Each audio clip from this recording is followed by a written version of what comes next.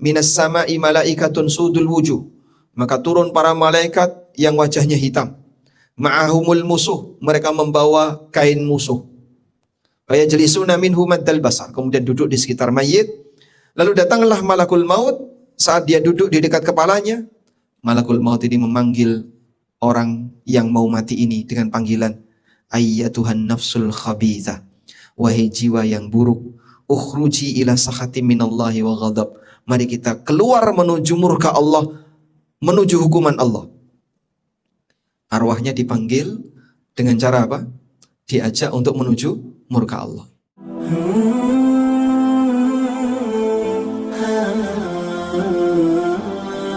Alhamdulillah, puji syukur kita haturkan kehadirat Allah. Pagi ini dengan kemudahan dari Allah dan rahmat darinya, kita bisa melaksanakan sholat subuh secara berjamaah. Walaupun di hari kerja, namun Bapak Ibu masih menyempatkan untuk hadir ke masjid sebelum melakukan aktivitas yang lain. Barangkali banyak di antara saudara kita yang ada di Jakarta ini, mereka sudah berada di perjalanan saat sebelum subuh, sehingga mungkin dia tidak bisa mengikuti kegiatan sholat jamaah sebagaimana yang kita lakukan. Semoga nikmat semacam ini selalu Allah berikan kepada kita, sehingga kita bisa menikmati indahnya melaksanakan sholat subuh secara berjamaah dan disambung dengan zikir pagi. Kali ini kita akan membedah satu masalah yang ini ada di buku saya, judulnya Bila Ku Mati. Namun karena sesinya sangat singkat, sehingga kita mengambil salah satu subbab yang ada di buku itu, dan yang insya Allah yang akan diangkat adalah melihat tentang alam arwah, tentang ruh. Bapak Ibu yang dimuliakan Allah, ada satu buku khusus yang ditulis oleh Ibnul Qayyim rahimahullah. Buku itu berjudul Ar-Ruh. Dan buku ini statusnya adalah buku yang valid penisbatannya kepada Ibnul Qayyim, dan ditulis setelah beliau membersamai Syekhul Islam Ibnu Taimiyah. Oleh karena itu, insya Allah beberapa dalil yang disebutkan dalam buku itu, baik yang dari hadis maupun dari perkataan para sahabat, bisa dipertanggungjawabkan. Dan ini termasuk salah satu referensi kami untuk menulis tentang masalah ruh. Berkaitan dengan kematian dan arwah, terkadang di sana ada keyakinan yang dimiliki oleh seorang hamba, tapi berangkat dari budaya. Berangkat dari budaya itu artinya dia meyakini ini, tapi tidak punya landasan dari sisi dalil. Sehingga kalau dia ditanya, kenapa kamu yakin ada seperti ini? Loh, katanya demikian, katanya dan katanya. Padahal sesuatu yang gaib itu tidak boleh kita yakini dengan latar belakang katanya. Karena Allah Subhanahu wa taala melarang kita untuk berbicara tanpa ilmu. Wala taqfu ma laisa laka bihi ilm. Jangan kamu mengikuti sesuatu yang kamu tidak punya landasan ilmunya. Sehingga kalau kita punya keyakinan A, punya keyakinan B, tapi latar belakangnya hanya karena kata orang seperti ini, kata orang tua saya seperti ini, katanya seperti ini, itu tidak boleh. Karena masalah yang gaib, kita tidak boleh berbicara tentang hal gaib kecuali atas landasan ilmu. Karena itu Allah menyinggung dalam Al-Quran, adanya perdebatan yang terjadi di kalangan manusia tentang jumlah Ashabul Kahfi. Sebagian di antara mereka mengatakan Ashabul Kahfi itu jumlahnya ada 3. Rabi'uhum kalbuhum, yang keempat adalah anjingnya. Wa yaquluna khamsatun sadisuhum kalbuhum. Ada yang mengatakan Ashabul Kahfi itu 5 orang, yang keenam anjingnya. Rajman bil ghaib, lalu kata Allah, menebak-nebak hal yang gaib. Wa yaquluna sab'atun wa thaminuhum kalbuhum. Ada juga yang bilang jumlahnya 7, yang ke-8 anjingnya. Sehingga perdebatan yang terjadi di situ karena semuanya tidak ada dasar, maka dikatakan oleh Allah rajman bil ghaib. Orang ini hanya menebak-nebak hal yang gaib. Sehingga celaan semacam ini berlaku bagi siapapun yang dia menyampaikan sesuatu yang sifatnya gaib tapi dia tidak punya landasan. Karena kita tidak boleh berbicara tentang hal yang gaib kecuali atas dasar ilmu. Sebagaimana yang Allah Subhanahu wa taala tegaskan dalam Al-Qur'an, beberapa larangan di antaranya Allah mengatakan wa antaqulu 'alallahi ma la ta'lamun. Kalian berbicara tentang Allah atas nama Allah yang kalian tidak punya ilmunya. Nah, salah satu di antara permasalahan yang mungkin sering dibicarakan oleh orang, tapi tidak punya landasan ilmu adalah masalah arwah. Mungkin ya, Bapak Ibu barangkali pernah mendengar ada yang bilang bahwa orang itu kalau sudah mati, maka selama sekian hari arwahnya akan pulang ke rumahnya. Atau ada juga yang mengatakan, kalau orang itu berada di bulan tertentu, arwah itu pulang ke rumah. Orang Jawa menyebut bulan Sya'ban dengan sebutan apa? Ruah. Kenapa disebut bulan ruah? Dari kata arwah. Karena sebagian di antara mereka meyakini bahwasanya di bulan Sya'ban itu, 1 bulan menjelang Ramadan, arwah orang yang meninggal itu akan balik ke rumah. Lalu mereka mengadakan acara-acara khusus dalam rangka untuk mengirim doa untuk para arwah. Dengan keyakinan arwah itu biar tenang di sana sehingga balik lagi ke alamnya. Nah, keyakinan seperti ini tentu saja karena ini menyinggung hal yang gaib, seharusnya orang punya landasan. Apa dasarnya kau bilang seperti itu? Kalau tidak ada, maka sebaiknya jangan menyampaikan, sebab kita akan dimintai pertanggungjawaban oleh Allah Subhanahu wa taala. Innas sam'a wal basara wal fuada kullu ulaika kana anhu mas'ula. Sesungguhnya pendengaran, penglihatan dan fuad, semua itu nanti akan ditanya oleh Allah. Baik. Sekarang kita akan membacakan beberapa catatan berkaitan dengan masalah arwah. Catatan yang pertama, Bapak Ibu yang dimuliakan Allah, bahwa roh itu termasuk hal yang gaib yang menjadi urusan Allah. Saya ulangi ya, bahwa roh, pembahasan tentang roh, ini termasuk pembahasan hal yang gaib yang itu murni menjadi urusan Allah. Maka seorang hamba tidak boleh bicara tentang roh kecuali berdasarkan dalil. Apa alasan bahwasanya kita tidak boleh berbicara tentang roh kecuali ada dalil? Saya sebutkan di sini keterangan yang disampaikan oleh Al-Hafidz Ibnu Katsir. Dalam tafsirnya Al-Hafidz Ibnu Katsir pernah membahas firman Allah di surat Al-Isra ayat 85. Allah Ta'ala berfirman, surat Al-Isra ayat 85. Wa yas'alunaka 'anir ruh. Qulir ruhu min amri rabbi. Wa ma utitum minal ilmi illa qalila. Mereka bertanya kepadamu wahai Muhammad tentang ruh. Qulir ruh, sampaikan wahai Muhammad. Ar-ruhu min amri rabbi. Ruh itu urusan Rabbku. Wa ma utitum minal ilmi illa qalila. Dan kalian tidak diberi ilmu kecuali sedikit. Tentang sababun nuzul ayat ini, Al-Hafidz Ibnu Katsir membawakan sebuah riwayat dalam tafsir beliau dengan sanadnya yang disebutkan dalam kitab Musnad Imam Ahmad.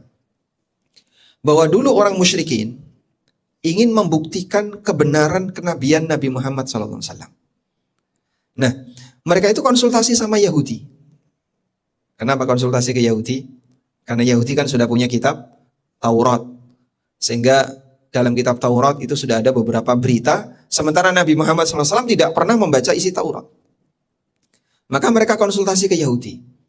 Kira-kira pertanyaan apa yang cocok untuk disampaikan kepada Rasulullah SAW, kepada Muhammad, untuk membuktikan kenabiannya? Lalu Yahudi itu menyarankan, coba tanyakan kepada dia tentang ruh. Bisa nggak dia jawab?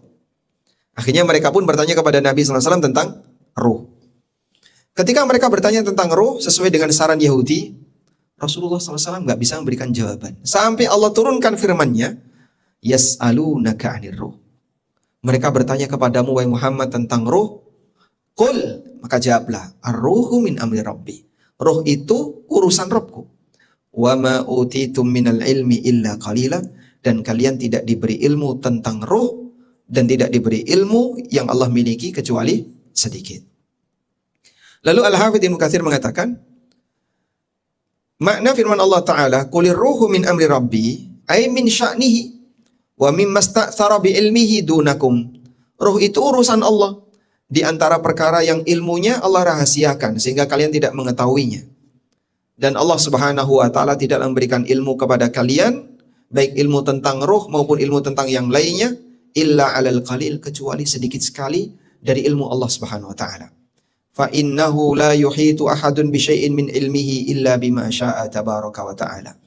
Karena tidak ada satupun manusia yang bisa mengetahui ilmu yang Allah miliki kecuali sebagian yang telah Allah berikan kepadanya.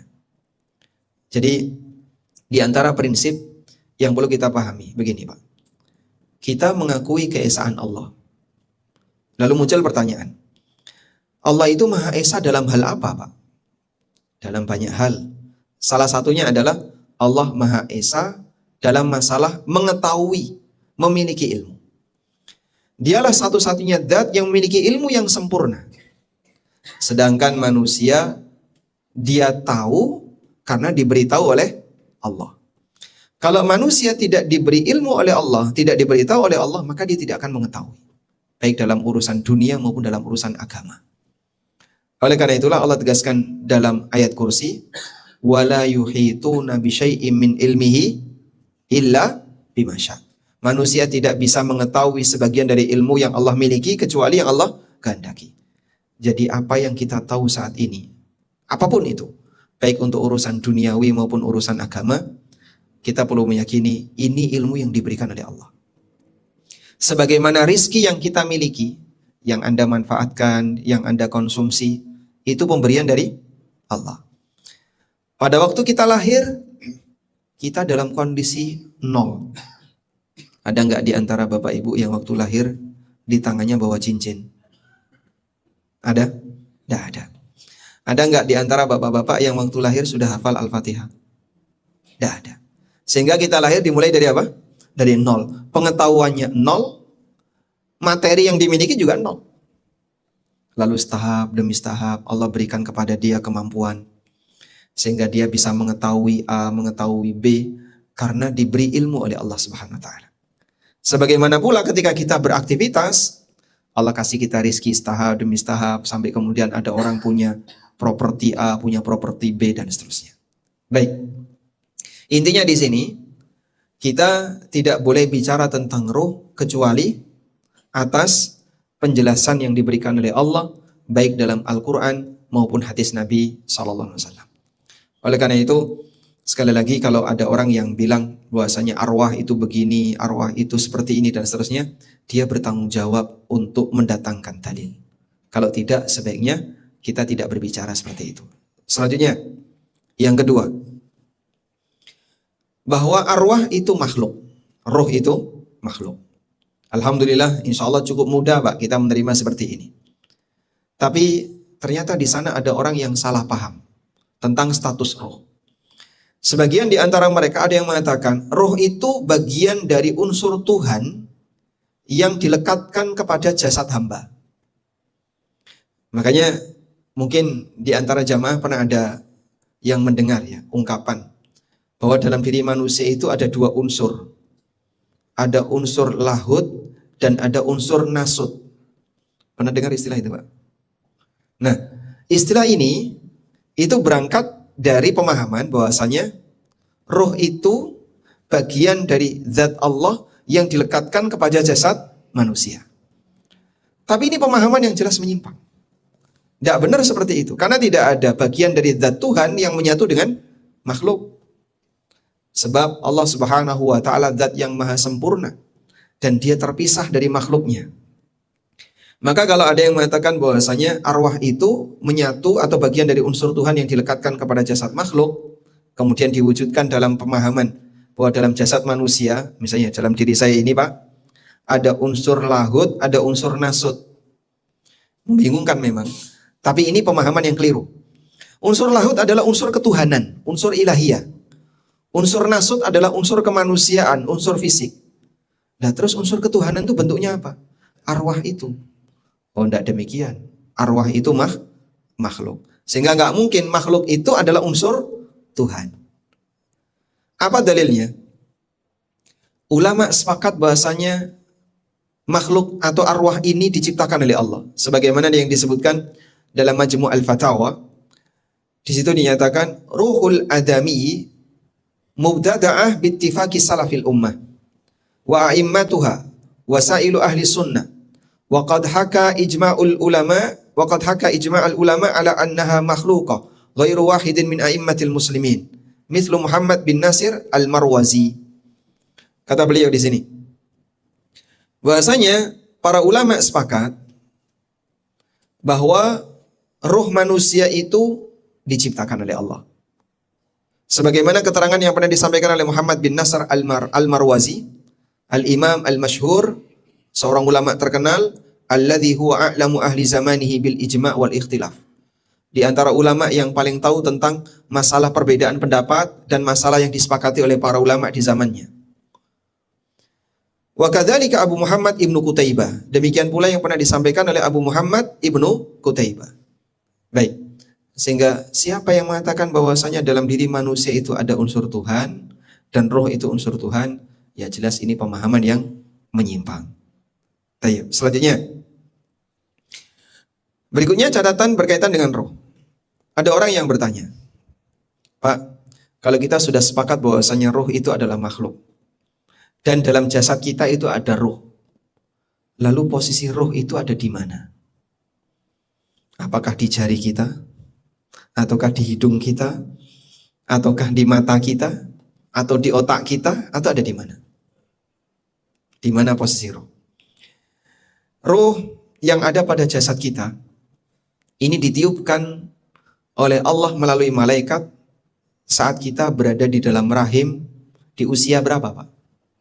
4 bulan, 120 hari. Makanya wanita kalau ditinggal mati oleh suaminya, maka dia menjalani masa iddah berapa lama? 4 bulan, 10 hari. Kenapa menjalani masa iddah 4 bulan, 10 hari? 4 bulan itu adalah masa di mana malaikat meniupkan roh di janin. 10 hari itu toleransi gerakan. Karena di masa silam tidak ada teknologi seperti sekarang. Orang bisa melihat isi rahim dengan USG. Sehingga karena tidak ada teknologi seperti itu, cara wanita masa silam untuk bisa mengetahui apakah rahimnya itu ada bayi atau tidak, mereka indikatornya adalah gerakan.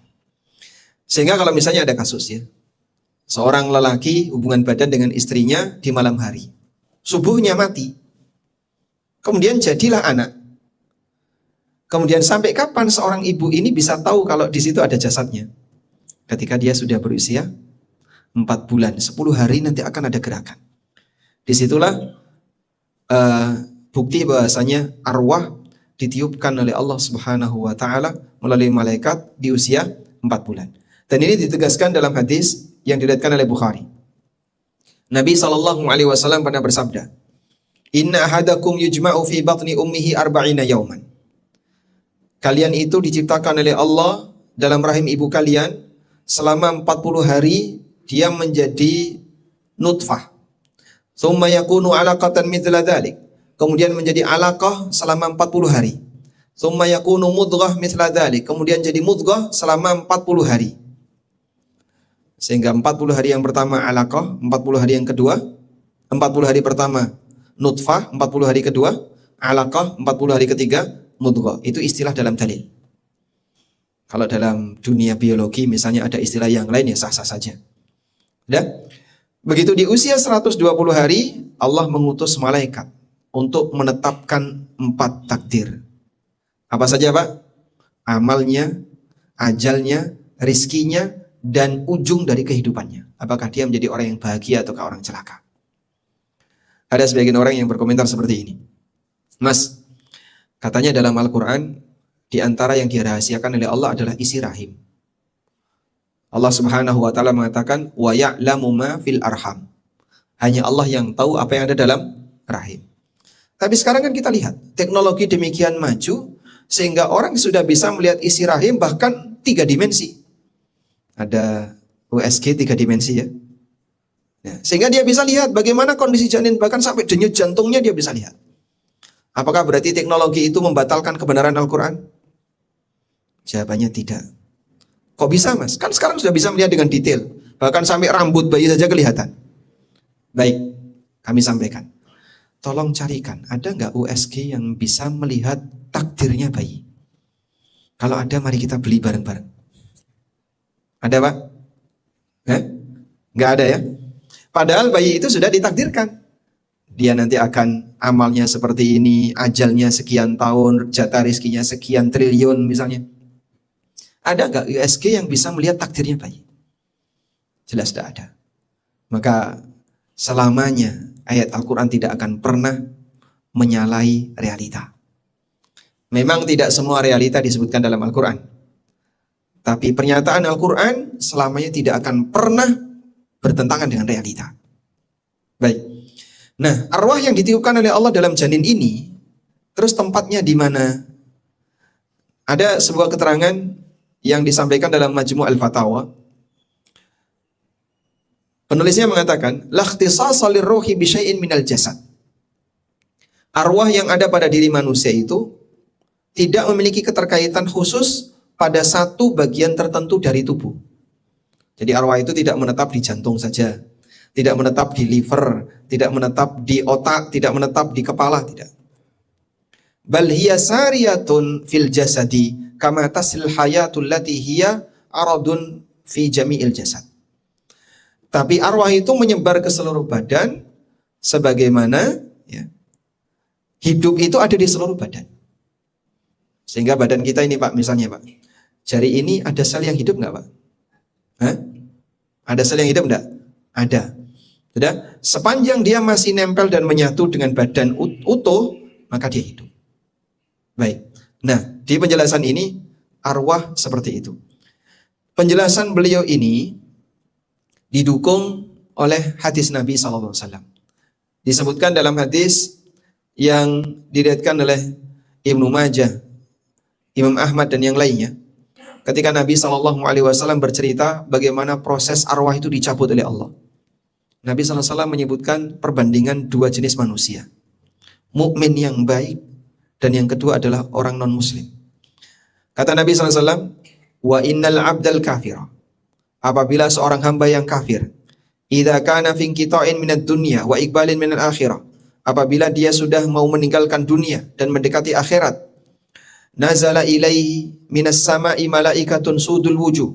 Maka turun para malaikat yang wajahnya hitam. Ma'ahumul musuh, mereka membawa kain musuh. Fayajlisuna minhu maddal basar, kemudian duduk di sekitar mayit. Lalu datanglah malakul maut, saat dia duduk di dekat kepalanya, malakul maut ini memanggil orang yang mau mati ini dengan panggilan ayyatuhan nafsul khabithah, wahai jiwa yang buruk, ukhruji ila sakhati minallahi wa ghadab. Mari kita keluar menuju murka Allah, menuju hukuman Allah. Arwahnya dipanggil dengan cara apa? Diajak untuk menuju murka Allah. Apa kata Nabi SAW? Fatafarraqa fi jasadihi. Ruh tadi pun mencengkram di seluruh badannya. Dia nggak mau keluar. Fatafarraqa fi jasadihi. Ruh itu mencengkram di seluruh badan orang ini. Fayantazi'uha kama yuntaza'us safud minas sufil mablul. Kemudian dipaksa oleh malaikat dengan cara dicabut keras, sebagaimana gambaran yang diberikan Nabi SAW ya. Bapak tahu gancu Pak? Gancu ya. Alat yang biasanya dipakai untuk apa Pak? Ngambil sesuatu. Melengkung, ujungnya runcing kayak pancing. Seperti gancu atau anggaplah seperti pancing. Pancing yang ditaruh di kain wol yang basah. Terus ditarik dengan paksa. Kira-kira apa yang terjadi? Rusak, robek. Itulah gambaran yang diberikan Nabi SAW ketika malakul maut mencabut arwah orang yang tidak beriman. Sehingga rasa sakit yang dialami oleh orang yang tidak beriman pada saat dia meninggal dunia luar biasa. Berbeda dengan orang yang beriman. Kalau orang yang beriman ketika dia dicabut oleh Allah arwahnya, malakul maut mengatakan kepadanya, ayyatuhan nafsut tayyibah, ukhruji ila maghfirati minallahi wa ridwan.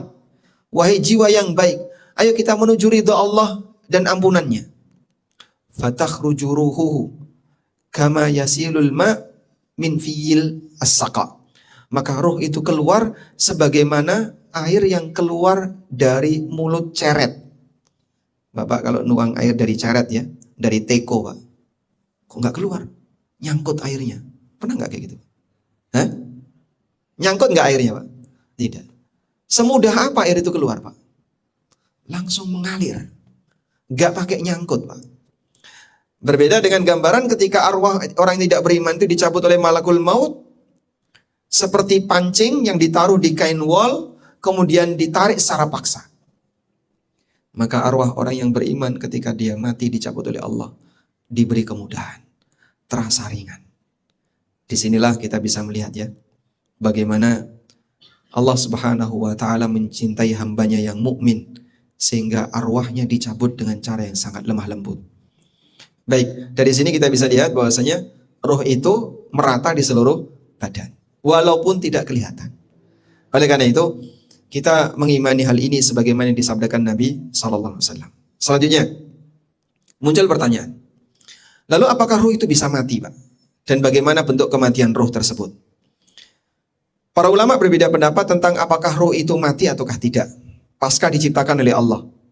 Sebagian berpendapat bahwa roh akan mati karena roh adalah jiwa dan setiap jiwa pasti akan merasakan kematian. Sebagaimana Allah tegaskan dalam Al-Quran, kullu nafsin dha'iqatul maut. Setiap jiwa pasti merasakan kematian.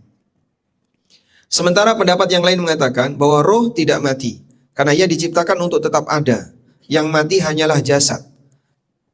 Sehingga hakikat dari kematian roh adalah saat dia dipisahkan dengan jasad.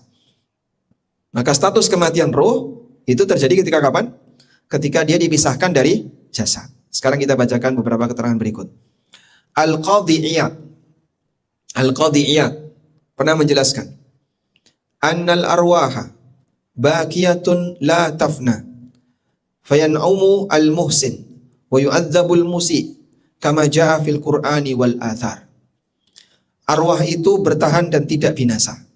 Arwah yang baik akan diberi kenikmatan, arwah yang buruk akan diazab, sebagaimana yang dijelaskan dalam Al-Qur'an maupun athar, riwayat-riwayat hadis. Wa huwa madhhabu ahli sunnah, dan ini merupakan pemahaman ahlu sunnah.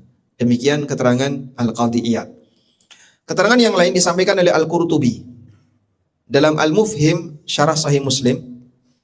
Al-Qurtubi mengatakan, wa qad hasala min majmu'il kitabi wa sunnah annal arwaha baqiyatun ba'dal maut wa annaha mutanaimatun aw mu'adzabatun ila yaumil qiyamah. Dan keseluruhan dari dalil Al-Qur'an dan sunnah dapat disimpulkan bahwa arwah itu bertahan setelah terjadi kematian jasad. Arwah itu bertahan tidak binasa setelah terjadi kematian jasad. Sehingga begitu arwah kita dicabut oleh Allah, unsur arwah ini bertahan setelah kematian jasad. Ada yang diberi kenikmatan oleh Allah dan ada yang diadab oleh Allah ila yaumil qiyamah, sampai hari kiamat. Keterangan yang lain juga disampaikan dalam Majmu' al-Fatawa, wal arwahu makhluqatun bila syakkin wa hiya la ta'dumu wa la tafna. Arwah itu makhluk tanpa perlu diragukan. Dia tidak lenyap dan tidak musnah. Walakin mautuha bimufaraqatil abdan. Kematian arwah adalah saat dia dicabut dari jasad. Baik, ini yang dipahami oleh para ulama Ahlussunnah. Sehingga bukankah Allah berfirman, Pak, kullu man 'alaiha fan wa yabqa wajhu rabbika dzul jalali wal ikram. Semua pasti akan binasa dan yang bertahan adalah Allah Subhanahu wa taala dzul jalali wal ikram. Baik, ayat itu kita imani. Namun ada sebagian makhluk sesuai dengan kehendak Allah yang dipertahankan oleh Allah, sesuai dengan apa yang Dia kehendaki. Dan bagaimana cara Allah Subhanahu wa taala mematikan mereka? Ternyata beragam. Ada yang dimatikan dengan cara A, ada yang dimatikan dengan cara B, sesuai yang Allah kehendaki. Baik, selanjutnya. Setelah arwah itu dicabut dan tadi status kematian arwah adalah saat dia dipisahkan dari jasad. Muncul pertanyaan, jika arwah ini dibuat tetap sampai hari kiamat, lalu di mana posisi arwah pasca dia dicabut oleh Allah? Di mana posisi arwah pasca dicabut oleh Allah? Bapak Ibu yang kami hormati, Allah menciptakan beberapa alam. Dan alam yang bisa kita jangkau dengan indera kita hanya alam duniawi. Alam yang lain tidak bisa kita jangkau. Maka alam yang lain hanya bisa kita ketahui melalui berita. Karena indera kita tidak pernah menjangkaunya. Nah, muncul pertanyaan. Alam arwah pasca dia dicabut oleh Allah, terus arwah itu ada di mana? Para ulama menjelaskan bahwa Allah memposisikan arwah hamba itu tidak di satu tempat, tapi Allah menaruh di banyak tempat. Di mana saja Pak? Berikut rinciannya. Pertama, arwah para nabi. Arwah para nabi berada di tempat yang tinggi, di Illiyin. Di mana? Illiyin. Nabi Muhammad SAW ketika hendak wafat, kalimat terakhir yang beliau ucapkan adalah apa? Kalimat terakhir yang diucapkan Nabi SAW sebelum wafat? Ar-Rafiqul A'la. Ar-Rafiq Al-A'la. Ar-Rafiq Al-A'la artinya posisi yang tertinggi yang diduduki oleh para malaikat dan arwah para nabi. Sebagaimana disebutkan dalam keterangan Aisyah radhiyallahu anha, saat Nabi SAW meninggal dunia, pangkuan Aisyah radhiyallahu anha. Di pangkuan Aisyah radhiyallahu anha. Kata Aisyah, Nabi SAW di akhir hayatnya beliau mengucapkan, As'alullah ar-rafiqal a'la ma'a Jibril wa Mikail wa Israfil. Aku mohon kepada Allah untuk membersamai ar-rafiqul a'la bersama Jibril, Mikail dan Israfil. Hadis riwayat Bukhari Muslim. Kata Al-Hafidz Ibnu Hajar, ketika beliau menjelaskan hadis ini, beliau mengatakan, wa dhahiruhu anna ar-rafiqa al-makanu alladhi tahsulul murafaqah fihi ma'al madhkurin. Makna lahiriah dari hadis menunjukkan bahwasanya ar-rafiq yang dimaksud oleh Nabi SAW adalah tempat di mana orang bisa mendapatkan kebersamaan dengan para makhluk yang disebutkan, yaitu para malaikat yang mulia. Sehingga arwahnya para nabi ada di mana Pak? Di tempat yang tinggi, di Illiyin, dibersamai oleh para malaikat yang mulia. Nah, derajat para nabi ini bertingkat. Ada yang diposisikan oleh Allah di langit pertama, ada yang diposisikan oleh Allah di langit yang kedua, di langit yang seterusnya, dan sampai langit ketujuh. Kok bisa Pak? Apa mereka bisa hidup di sana Pak? Allah Maha Kuasa untuk memberikan kehidupan bagi arwah para nabi di posisi yang kita tidak bisa menjangkaunya. Sebagaimana yang disebutkan dalam hadis ketika Nabi SAW bercerita tentang peristiwa Isra Mi'raj. Beliau naik ke langit, lalu beliau bertemu siapa? Para nabi. Dalam kisah itu Nabi SAW mengatakan, di langit yang pertama beliau ketemu dengan Nabi Adam alaihissalam. Di langit kedua beliau ketemu dengan Isa dan Nabi Yahya. Di langit yang ketiga beliau ketemu dengan Yusuf. Di langit yang keempat beliau bertemu dengan Idris. Di langit yang kelima beliau bertemu dengan Harun. Di langit yang keenam beliau bertemu dengan Musa. Di langit yang ketujuh beliau bertemu dengan Nabi Ibrahim alaihi wassalatu wassalam.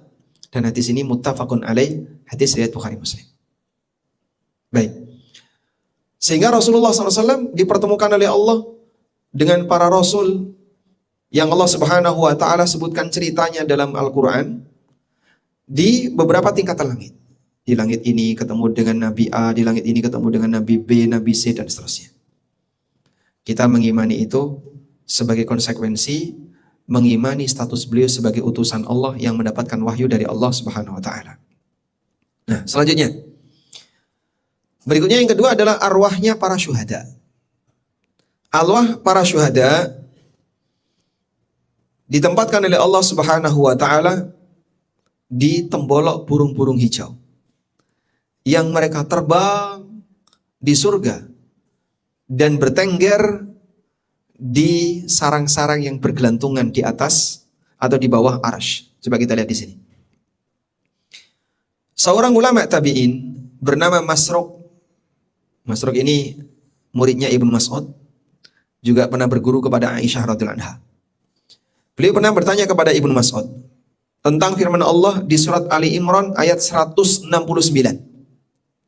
Allah Subhanahu wa Ta'ala berfirman di Ali Imran ayat 169. Wala tahsabanna alladhina qutilu fi sabilillahi amwata bal ahya 'inda rabbihim yurzaqun. Janganlah kalian menyangka bahwa orang yang terbunuh di jalan Allah itu mati. Mereka itu hidup dan mereka diberi rizki di sirapnya. Nah, ketika Masruq bin Ajda' tanya kepada Ibnu Mas'ud tentang ayat ini, lalu Ibnu Mas'ud mengatakan, aku juga pernah bertanya itu kepada Nabi SAW. tentang makna orang yang terbunuh di jalan Allah itu hakikatnya mereka hidup. Itu maksudnya apa? Lalu Nabi SAW mengatakan, Bapak perhatikan ini ya. Arwahuhum fi jawfi tayrin khudrin laha qanadil mu'allaqatun bil arshi tasrahu minal jannah haitsu sya'at thumma ta'wi ila tilkal qanadil. Arwahnya para syuhada berada di tembolok-tembolok burung-burung hijau. Mereka punya qanadil. Qanadil, Bapak lihat, sarang burung yang gantung. Jadi dia seperti ada tali, terus ada sarang di bawahnya. Itu namanya apa? Qanadil. Bentuk jamak dari kintil. Lihat lampu yang atas ini, Pak. Nah, seperti ini yang namanya qanadil. Bergelantungan, berada di atas. Ya. Dia punya qanadil, sarang-sarang yang bergelantungan. Mu'allaqatun bil arsy, bergelantungan di bawah arsy. Tasrahu minal jannati haitsu sya'at. Burung itu bisa terbang di dalam surga kemanapun yang dia inginkan. Tsumma ta'wi ila tilkal qanadil. Kemudian dia nanti bersarang di tempat gelantungan tadi. Masya Allah. Itulah arwahnya para syuhada. Dan hadis ini sahih riwayat Muslim. Al-Qadhi Iyad menyebutkan hadis ini dan beliau mengatakan wa fihi anal arwaha baqiyatun la tafna. Sehingga ini menunjukkan bahwasanya ruh itu bertahan hidup dan tidak binasa. Fayuna'amul muhsin, orang yang baik diberi kenikmatan oleh Allah, wa yu'adzabul musi, dan orang yang buruk diberi azab oleh Allah. Wa qad jaa'a bihil Qur'an wal athar. Ini sebagaimana yang disebutkan dalam Al-Qur'an maupun hadis-hadis yang sahih. Baik. Dan Nabi SAW juga pernah bercerita tentang arwah sahabat Ja'far bin Abi Thalib. Ja'far bin Abi Thalib itu meninggal pada saat peristiwa perang apa, Pak? Perang Mu'tah. Perang Mu'tah itu di mana sih, Pak? Hah? Ya, di Mu'tah. Di mana Mu'tah itu? Di Yordan. Dan sampai sekarang kan makamnya masih ada ya. Sehingga kalau Anda ke Yordan nanti akan ada arahan makam 3 sahabat. Abdullah bin Rawaha, Ja'far bin Abi Thalib, satu lagi Zaid bin Harithah. Karena 3 sahabat ini meninggal dalam waktu bersamaan ketika peristiwa perang Mu'tah. Ja'far meninggal dunia dalam posisi tangannya dipenggal oleh musuh. Beliau membawa panji ketika perang Mu'tah, lalu dipenggal oleh musuhnya sehingga tangannya putus. Kemudian beliau ambil panji tadi dengan tangan kirinya, dipegang pakai tangan kirinya. Ditebas oleh musuh sehingga tangan kirinya putus. Lalu oleh Ja'far panjinya diambil dan dipegang pakai leher sehingga tetap berdiri tapi dipegangi pakai leher. Kemudian ditusuk oleh orang musyrikin sampai akhirnya beliau tumbang, meninggal dunia. Radhiyallahu anhu arda.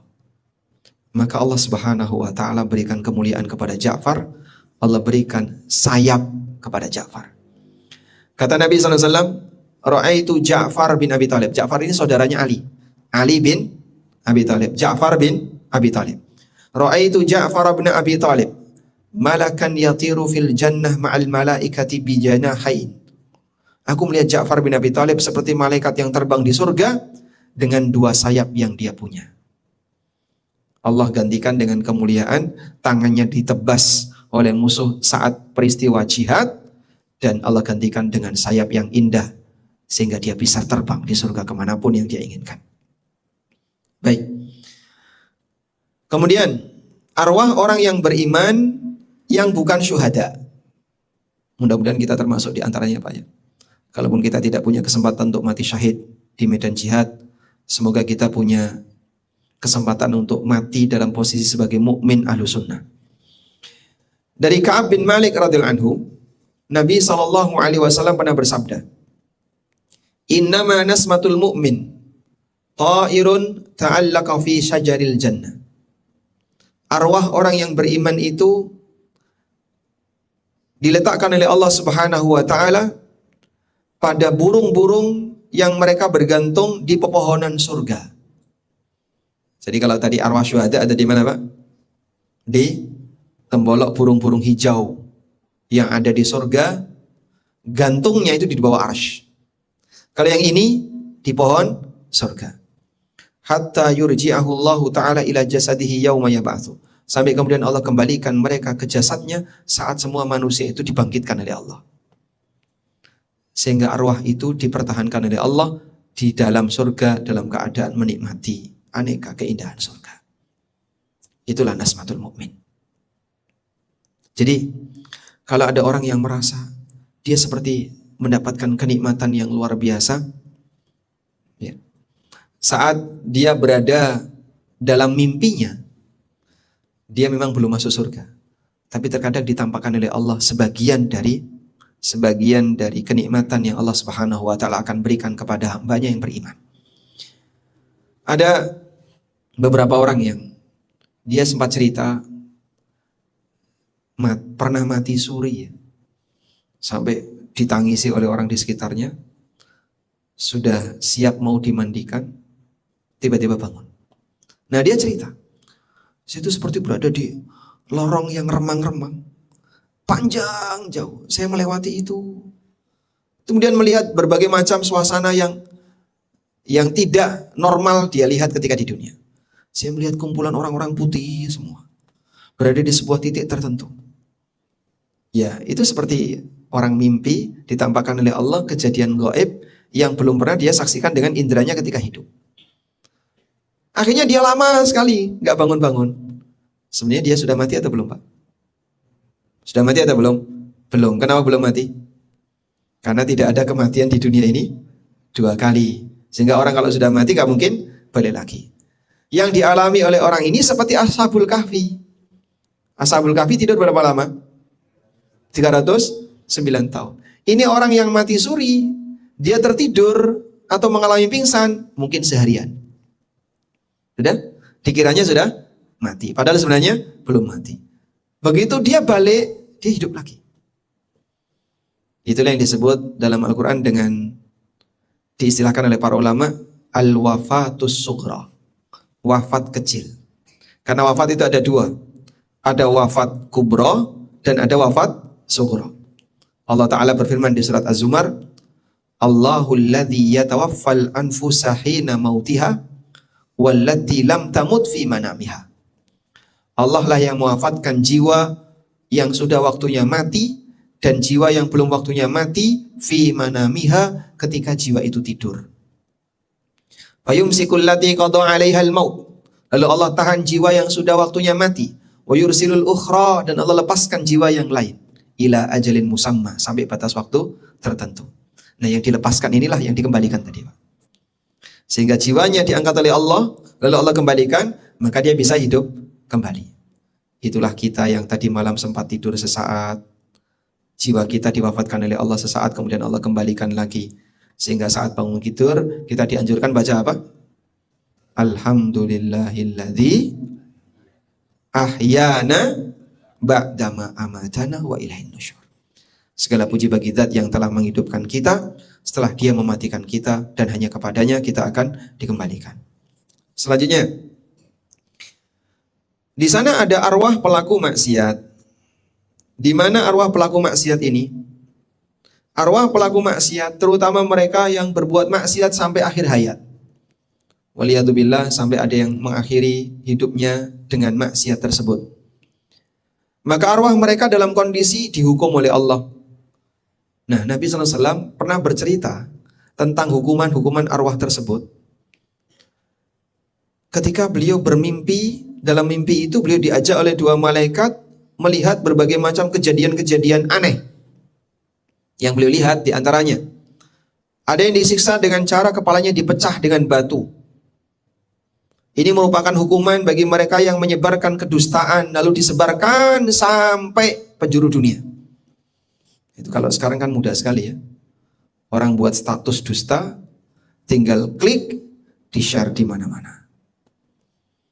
Dan kedustaan di akhir zaman itu semakin banyak dibandingkan kedustaan di masa silam. Karena itu Nabi SAW pernah mengingatkan dalam hadis riwayat Abu Dawud. Rasulullah SAW bersabda, la ya'tiyanna 'alan nasi sanawatun khadda'at. Sungguh akan datang di tengah manusia tahun-tahun penuh kedustaan. yusaddaqu fiha al-kadhib wa yukadzabu fiha as-sadiq wa yu'tamanu fiha al-kha'in wa yuhawwanu fiha al-amin. Orang yang jujur dianggap pendusta, pendusta dianggap jujur, pengkhianat diberi amanat, orang yang amanat dituduh pengkhianat. Kira-kira Anda sudah menjumpai zaman seperti ini belum? Sudah merasakan? Hah? Sudah. Pembuktiannya apa itu? Tapi ini pernah disabdakan Nabi SAW. Akan datang satu zaman yang disebut oleh beliau sanawatun khadda'at. Zaman penuh penipuan. Bahkan mohon maaf Pak, kadang ada orang yang terang-terangan bohong, tapi punya pengikut. Misalnya, yang ngaku nabi palsu itu punya pengikut gak Pak? Hah? Punya ya? Yang ngaku sebagai malaikat Jibril, punya pengikut gak dia? Punya. Kan dulu pernah ada ya kasus Musaddiq gitu ya. Nabi Musaddiq sama satunya Lia Eden. Ya. Akhirnya karena ini termasuk pelecehan agama, dua-duanya diperkarakan, kemudian masuk penjara. Nah, salah satu petugas itu tanya sama Musaddiq, wahai Musaddiq, apakah kamu pernah bertemu Jibril, Lia Eden, sebelum kejadian ini? Belum. Wahai Lia Eden, yang katanya Jibril, apakah kamu sudah pernah berkunjung ke Musaddiq?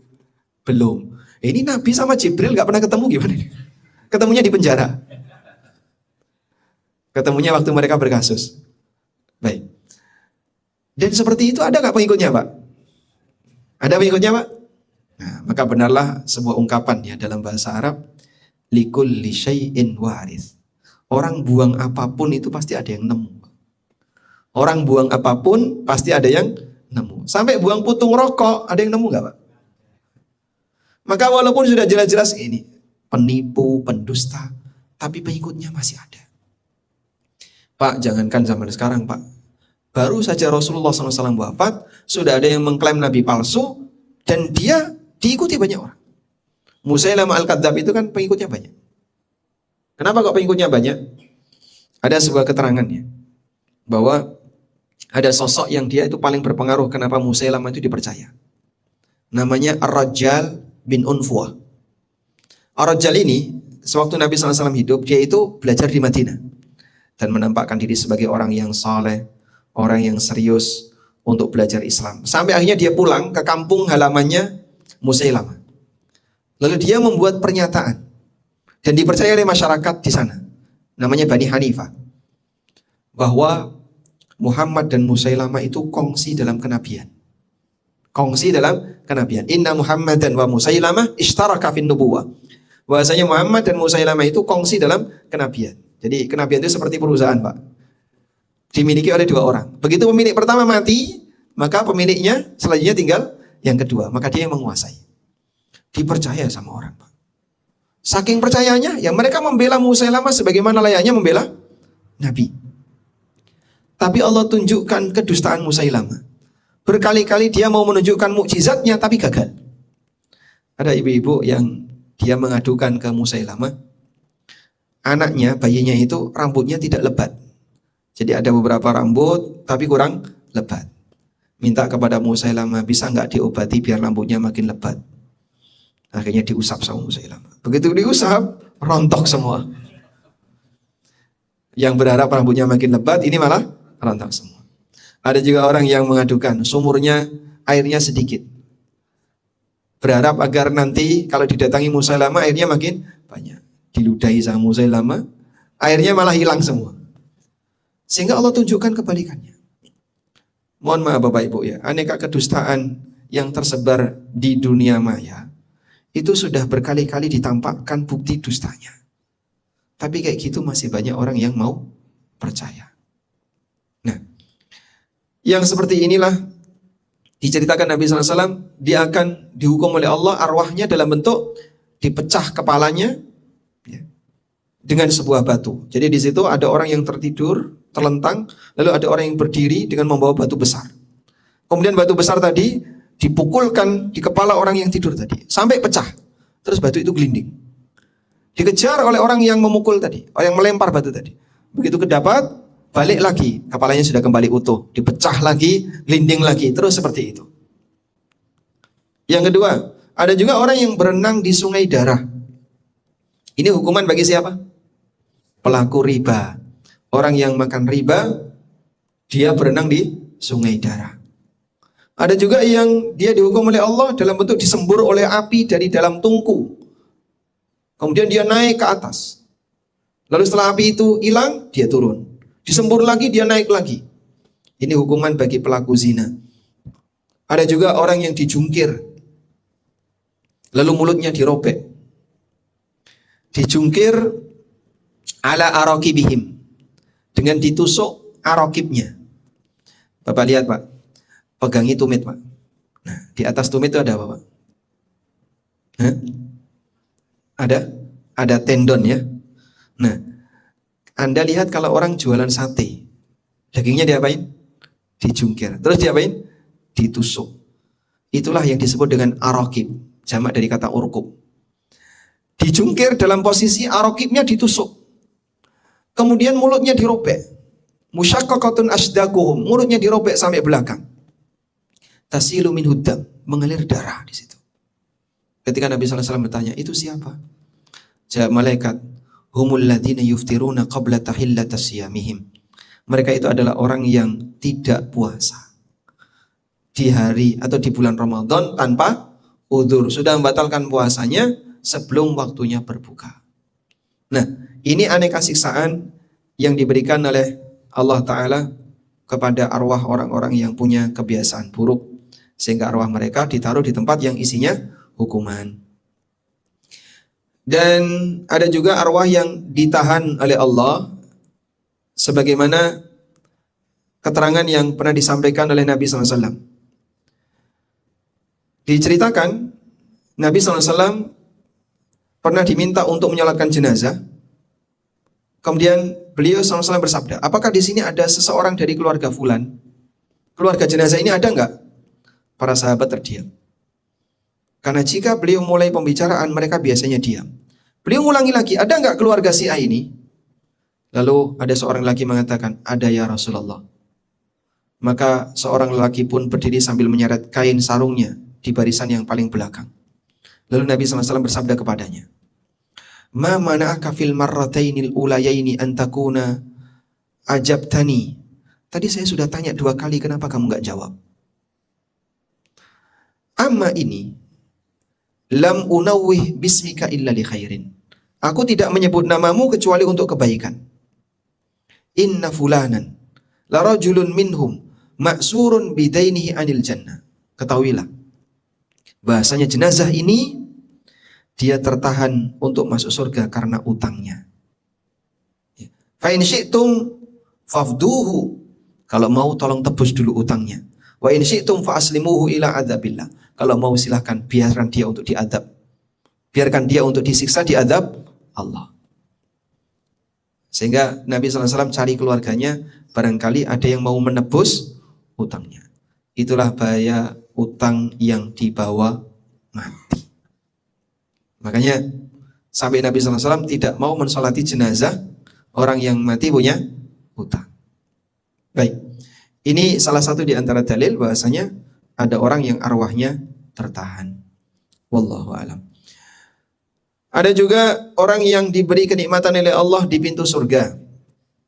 Sebagaimana disebutkan dalam keterangan dari Ibnu Abbas, Nabi SAW bersabda, asyuhada ala bariki nahrin bibabil jannah.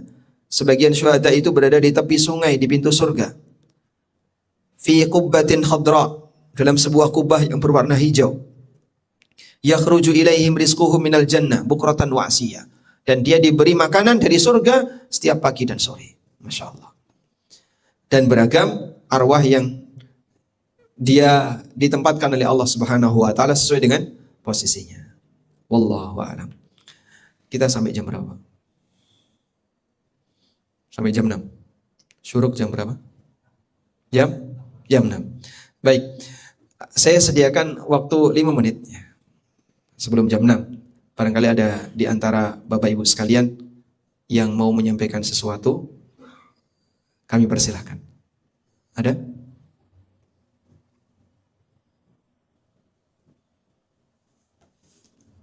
Tidak ada? Baik. Kalau tidak ada, saya tambahkan biar genap sampai jam 6. Sekarang kita akan coba bahas berkaitan dengan bisakah orang itu mimpi ketemu orang yang sudah mati? Bisakah orang itu mimpi ketemu dengan orang yang sudah mati? Jawabannya bisa. Sehingga orang hidup bisa ketemu orang mati, tapi di alam mimpi, bukan di alam nyata. Karena arwah itu tidak dikembalikan lagi oleh Allah ke dunia. Sehingga Allah pertemukan mereka di alam yang berbeda, itulah di alam mimpi. Ini sebagaimana yang Allah tegaskan di surat Az-Zumar ayat 42. Allahu yatawaffal anfusa hina mautiha wallati lam tamut fi manamiha. Allah yang mewafatkan jiwa ketika mati dan jiwa yang belum waktunya mati fi manamiha ketika tidur. Sudah? Kata Ibnu Abbas radhiyallahu anhu, beliau ketika menjelaskan ayat ini kata Ibnu Abbas, inna arwahal ahya wal amwat taltaqi fil manam. Arwah orang yang hidup dan roh orang yang mati bisa bertemu ketika mimpi. Fatata'arafu ma sya'allahu minha. Lalu mereka saling mengenal sesuai yang Allah kehendaki.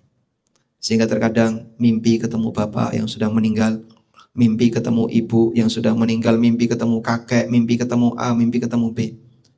Ya kalau memang yang dia lihat itu persis seperti wajah bapak dan ibunya, ya bisa jadi ini nyata yang dialami tapi dalam mimpi. Dia alami dalam mimpi. Baik, termasuk diantaranya adalah mimpi ketemu Rasulullah Sallallahu Alaihi Wasallam. Namun begini Bapak Ibu, benar nggak Pak orang itu bisa mimpi ketemu Nabi Sallallahu Alaihi Wasallam? Jawabannya betul. Dan siapa manusia yang pernah melihat sosok Nabi Sallallahu Alaihi Wasallam? Para sahabat. Para sahabat. Sehingga sahabat itu kenal betul wajah Nabi Sallallahu Alaihi Wasallam, ciri fisik beliau kenal betul. Pasca wafatnya Nabi SAW, sebagian sahabat mimpi ketemu beliau. Karena sudah pernah ketemu beliau, jadi bisa mengenali ini Nabi SAW. Dan Rasulullah SAW mengatakan, man ra'ani faqad ra'ani fa inna syaitana la yatamatsalu bi. Siapa yang mimpi ketemu aku, berarti dia benar ketemu aku, karena setan tidak bisa menampakkan diri dengan wajahku. Sudah? Pertanyaannya, bagaimana kalau selain sahabat yang tidak pernah ketemu Rasulullah Sallallahu Alaihi Wasallam? Apakah dia ketika ketemu sosok tertentu bisa diyakini kalau itu Nabi Sallallahu Alaihi Wasallam? Jawabannya perlu di cross check dengan melihat penjelasan tentang ciri Nabi Sallallahu Alaihi Wasallam. Sehingga dia perlu baca misalnya hadis-hadis yang menjelaskan tentang seperti apa wajah Nabi Sallallahu Alaihi Wasallam, seperti apa rambut beliau dan seterusnya. Makanya begini, setan tidak bisa berubah wujud menampakkan sosok Nabi SAW dalam rupa asli.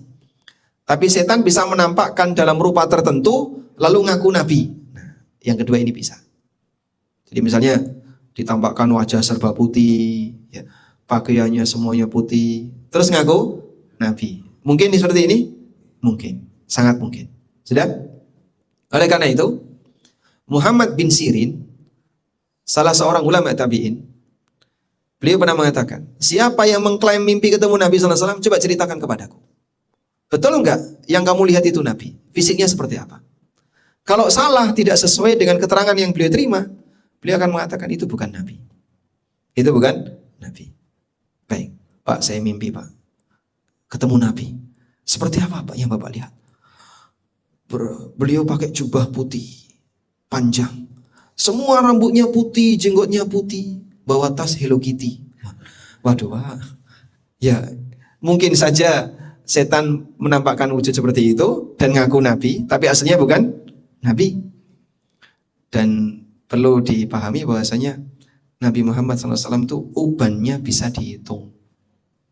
Ubannya bisa dihitung. Jadi kalau dia lihat semua serba putih dari ujung sampai ujung dan jumlahnya banyak ubannya, ya, bisa kita katakan ini bukan Nabi SAW, karena uban Nabi SAW bisa dihitung. Wallahu a'lam. Baik, mungkin itu yang bisa kita bahas. Semoga apa yang kita bahas di kesempatan pagi ini semakin menambah yakin berkaitan dengan keyakinan kita tentang arwah, dan yang kedua membentengi kita dari aneka keyakinan-keyakinan yang sifatnya khurafat, tahayul, tidak jelas, tanpa landasan, tentang masalah arwah. Wassallallahu ala nabiyyina Muhammadin wa ala alihi wa sahbihi wasallam. Wa akhiru da'wana alhamdulillahi rabbil alamin. Wassalamualaikum warahmatullahi wabarakatuh. Orang apa? Indigo. Ya, dia bisa lihat di situ ada jin dan seterusnya. Itu hakikatnya kayak apa? Hah? Nah, normalnya begini. Manusia itu normalnya bisa melihat jin atau tidak? Tidak. Dan ini Allah tegaskan dalam Al-Quran. Innahu yarakum huwa wa qabiluhu min haitsu la tarawnahum. Sesungguhnya iblis dan bala tentaranya bisa melihat kalian dari posisi kalian tidak bisa melihat mereka. Maka normalnya manusia itu tidak bisa melihat jin. Dan itu nikmat. Kita tidak melihat jin itu nikmat atau gimana, Pak? Nikmat. Coba bayangin ya. Kalau manusia bisa melihat jin, Pak, di mana jin paling suka bertempat? Di toilet. Bapak buka toilet, Masya Allah, penuh dengan aneka muka yang menyeramkan itu. Kira-kira jadi keluar nggak? Padahal sudah mau buang air itu. Hidup ini akan terganggu. Anda berkendara misalnya lewat tol, baik gelap maupun terang, tapi di depan Bapak punya berseliweran makhluk gitu. Ini ketabrak semua itu. Kira-kira gimana? Anda tidak akan bisa tenang. Maka tidak bisa melihat jin itu anugerah. Tidak tahu hal yang gaib itu anugerah atau tidak, Pak? Anugerah. Sudah. Andai kan kita tahu hal yang gaib. Saya tahu apapun yang Bapak lakukan tadi malam. Bapak juga tahu apa yang saya lakukan tadi malam. Kira-kira gimana, Pak? Hah? Mau ketemu kita takut, Pak. Saya tahu jumlah rekening masing-masing ada di sini. Bapak juga tahu berapa jumlah rekening kita semua. Maka tidak tahu hal yang gaib itu anugerah. Makanya kita tidak diperintahkan, gak usahlah cari-cari ilmu, pengen tahu hal yang gaib, pengen tahu jin, karena itu ilmu gak normal. Nah terus bagaimana kalau ada orang yang bisa melihat jin? Berarti itu tidak normal. Kok bisa, Pak? Jin menampakkan diri kepada dia. Bukan dia punya kemampuan melihat jin.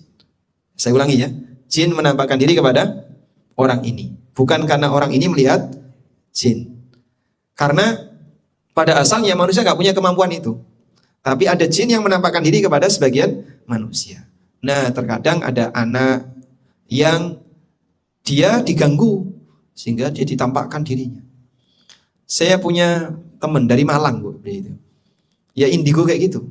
Dari kecil sampai dia sudah lulus kuliah. Nah, pasca dia lulus kuliah itu, dia sebenarnya sudah mulai stres dengan kondisi indigo. Yang paling dia takutkan itu bukan penampakan. Udah biasa bagi dia. Dia lihat ada kepala menyeramkan apa, biasa. Tapi yang paling membuat dia kaget itu ngebling. Bling, bling, bling, bling. Tiba-tiba langsung di mukanya, bling. Itu yang membuat dia terganggu sekali. Dan dia sudah berusaha untuk mengusir, zikir pagi petang sudah dia lakukan, kajian tauhid dan seterusnya. Minta solusi kira-kira apa yang bisa dilakukan untuk menghilangkan situasi ini. Dia sendiri gak nyaman. Akhirnya saya cuma sampaikan, terkadang jin itu dolim sama manusia. Anda dikageti orang lain itu dolim gak, Pak? Hah?